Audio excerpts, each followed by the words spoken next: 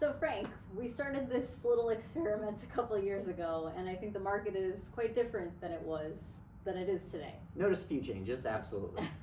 In fact, we had a Colliers conference a few weeks ago where we had over 100 Colliers brokers as well as clients, and a lot of them mentioned that New York was back, which was interesting to me just sitting here. But what are your thoughts on where New York is today?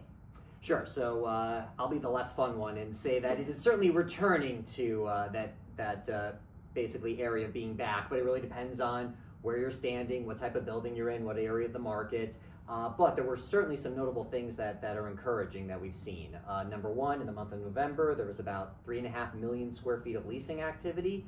The Ropes and Gray deal being the largest of those leases at 1285 Avenue of the Americas. But year to date, we have crossed the 30 million square foot mark.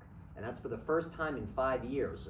Normally, full year leasing activity is in the low 30s. Right. So even if demand stopped for the rest of the year, we would be north of 30 million square feet, and that is a notable milestone in terms of return or recovery. Right.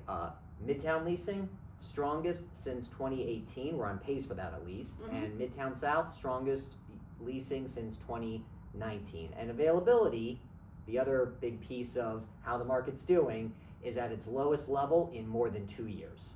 Well, I would say that most of that is related to one, the sublease availability has been sort of the lowest that it's been in about 3 years, but also conversions, which has impacted the availability rate significantly. Yeah, quite a bit.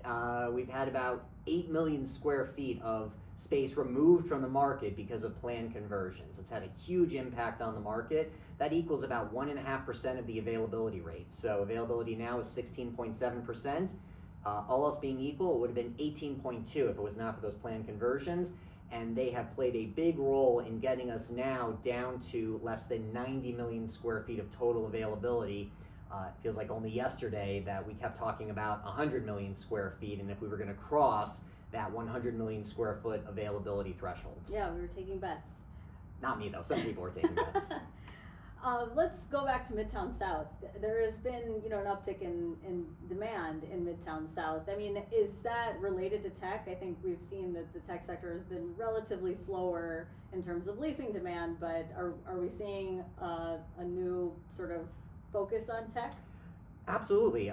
Tech has certainly been quieter compared to how it was in 2018, 2019, but it's really been encouraging in the last 60 days. We had in the November numbers the large Apple renewal expansion at Penn 11.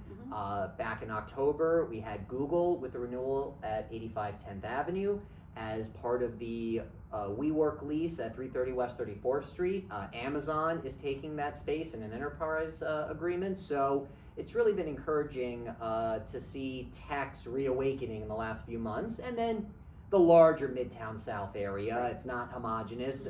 We had some big leases such as TPG at 66 Hudson Boulevard. So right. Tech is not the only driver of that market, but it's certainly been a big component over the last few months. Well, we still have a month to go in the year, so we'll see what December has in store. Thank you.